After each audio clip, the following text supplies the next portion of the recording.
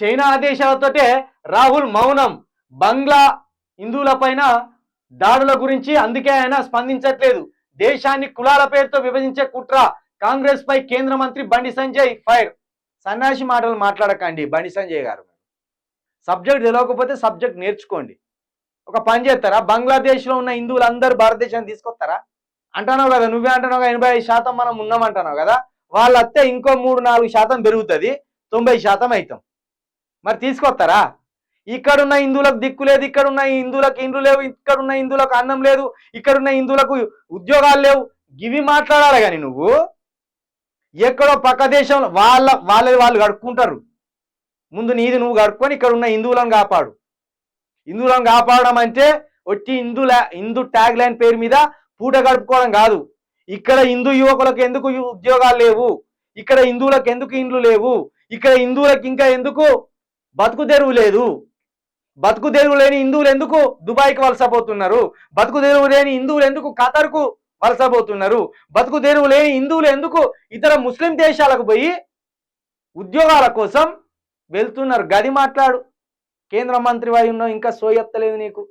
రాహుల్ మౌనం అట. చైనా చెప్పిందట ఫోన్ చేసి, చైనా రాహుల్ గాంధీకి ఫోన్ చేసి చెప్తానట. రాహుల్ గాంధీ మౌనంగా ఉన్నాడట. ఇది ఒక్క బండి సంజయ్కే తెలిసింది. గీ మాటలే, గీ తెలియదు ఒక్క మాటల వాళ్ళే నవ్వుల పాలవుతాను. మన దగ్గర ఉన్న హిందూ యువత గంజాయి దాకా ఎందుకు పాడైతాను అది పట్టించుకో. మన దగ్గర ఉన్న హిందూ యువతకు ఉద్యోగాలు ఎందుకు లేవు అనేది అది పట్టించుకో. ఎక్కడో బంగ్లాదేశ్లా అది వాళ్ళ సమస్య. ఇంకేమంటాడు? దేశాన్ని కులాల పేరుతో. మరి కులం కొట్టే నీకు దమ్ముంటే నీ మోడీతోటి మాట్లాడి, మీకు మెజార్టీ ఉంది కదా, నీ ఎన్డీఏ ప్రభుత్వానికి మెజార్టీ ఉంది కదా, ఒక్క దెబ్బతోటి కుల నిర్మూలన చట్టం చేయి. అప్పుడు హిందువులు హిందువులే, క్రైస్తవులు క్రైస్తవులే, ముస్లింలు ముస్లింలే. అప్పుడు మనుషుల మధ్య కుల మత భేదాలు ఉండయి. ఏ మతం వాడు అప్పుడు సగర్వంగా నేను హిందువును అని చెప్పుకుంటాడు, సగర్వంగా నేను ముస్లింను అని చెప్పుకుంటాడు, సగర్వంగా నేను క్రైస్తవుని అని చెప్పుకుంటారు. హిందుత్వంలో అన్నీ ఉంటాయి అసమానతలు. మళ్ళీ కులాల గురించి మాట్లాడద్దాట. నువ్వు పేరు కొత్త మున్నూరు కాపు. నువ్వు మున్నూరు కాపు కదా, వేరే కులం పిల్లని చేసుకుంటారా మీరు? పోనీ వేరే బీసీ కులాల్లో ఉన్న పిల్లని చేసుకుంటారా? చేసుకో.